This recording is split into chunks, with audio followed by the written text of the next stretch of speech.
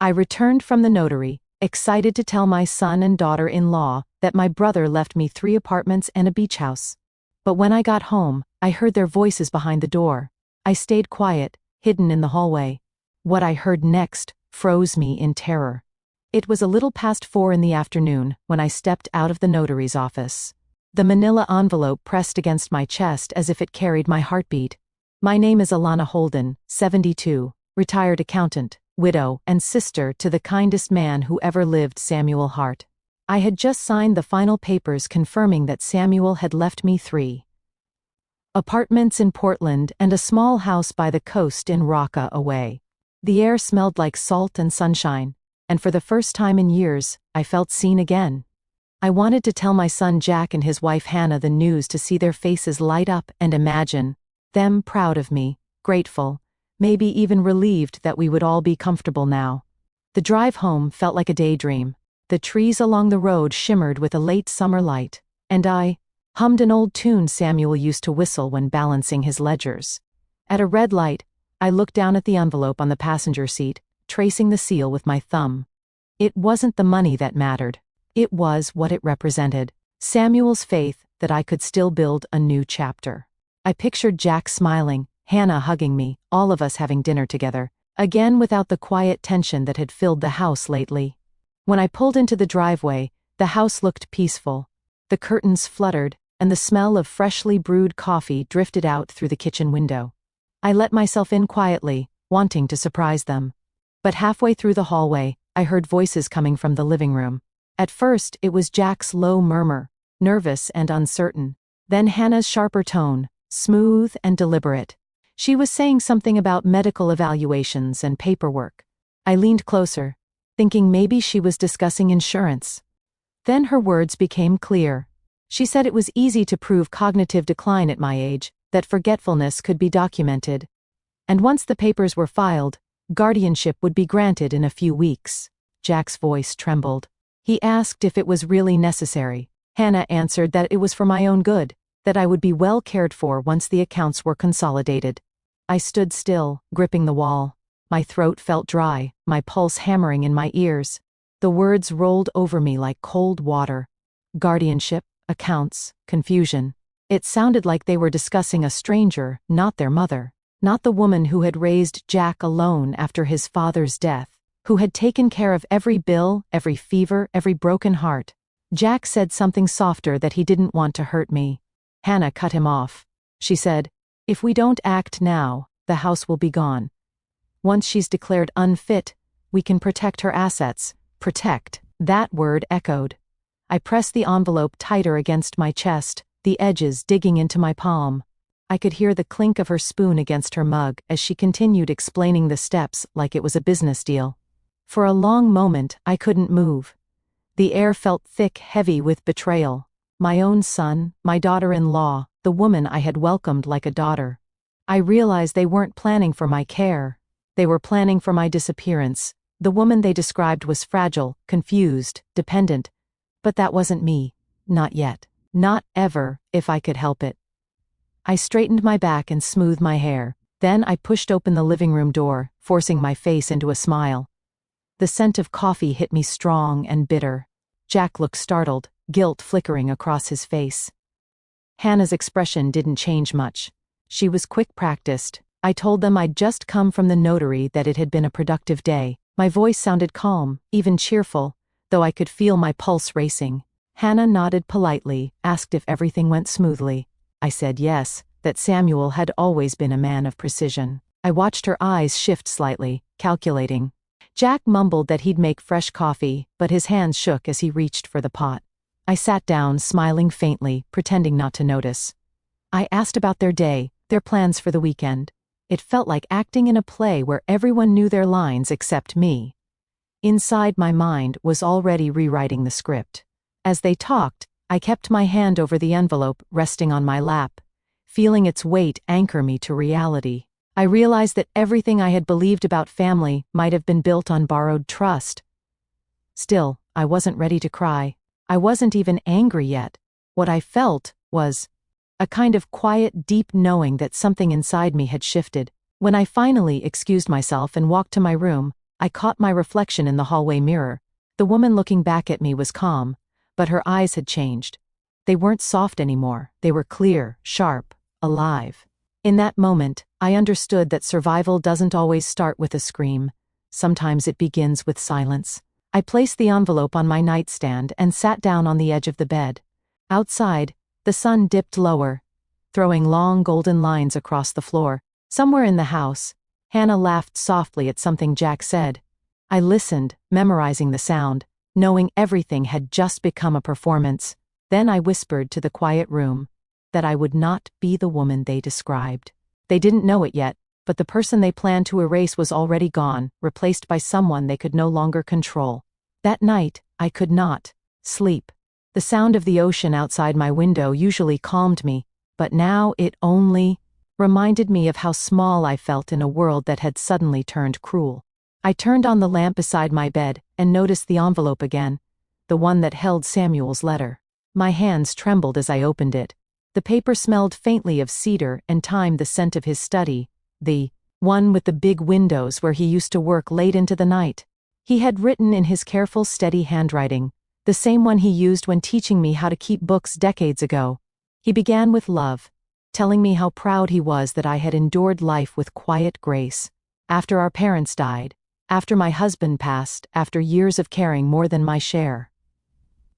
Then his tone shifted. He warned me that people change when money enters the room. He wrote that I should trust only those who earn it, not those who demand it. He told me that he had already arranged for his Alonzo Pierce to ensure my safety and that everything was legally protected until I decided what to do next. He ended by saying that I should remember one thing: love without respect is not love at all. The words hit me like cold rain.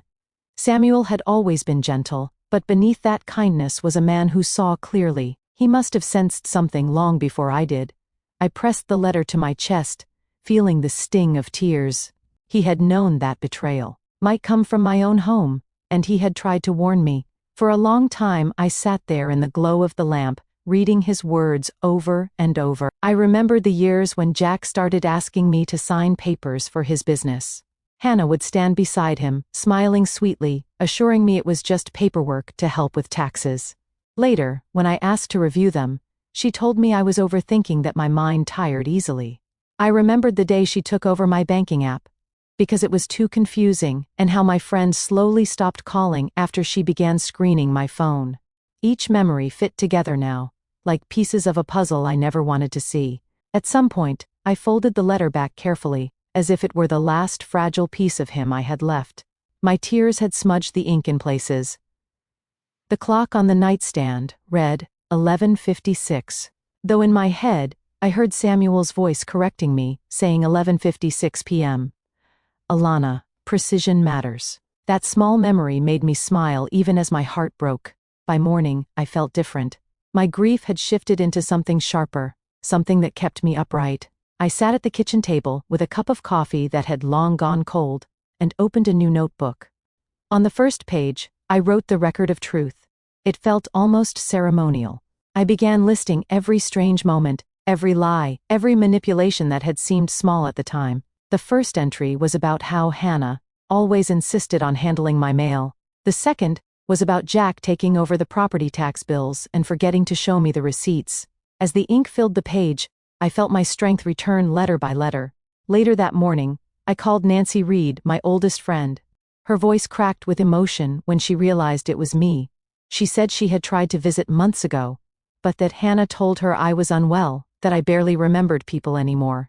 I closed my eyes and took a breath before telling her the truth. She was quiet for a long moment, then said she always knew something was off. We promised to stay in touch, but to keep our calls brief and quiet. I told her if she didn't hear from me in 10 days, she should go to the police. She agreed without hesitation. That afternoon the air felt heavy again. I heard Hannah in the kitchen talking on the phone, her tone bright and rehearsed. When she hung up, she came to me with a sweet smile and said she had scheduled a neurological evaluation. She claimed it was routine, something to make sure I was healthy and sharp. I knew what she was doing. I could almost see the plan written behind her eyes. I smiled back and told her it was a wonderful idea. My voice didn't shake. Inside, though, I felt something settle into place. If they believed I was losing control, they would lower their guard. I needed that. Sometimes the only way to protect yourself is to let them think you are small.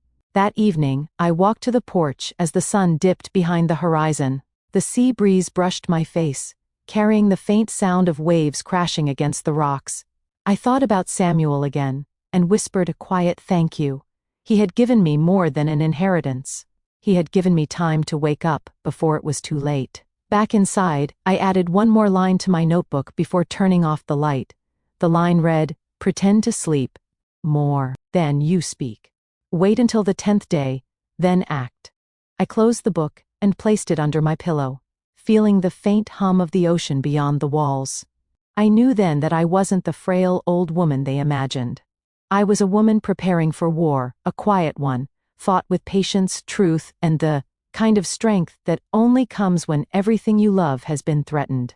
The house was silent, but I could feel my heartbeat steady again. My survival had already begun.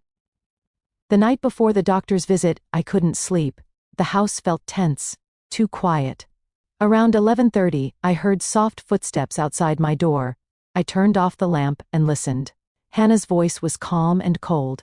She told Jack she would mix a sedative into my breakfast tea so I would seem confused. Jack hesitated, but she said it was the only way to solve their money problems. I sat frozen, my heart pounding.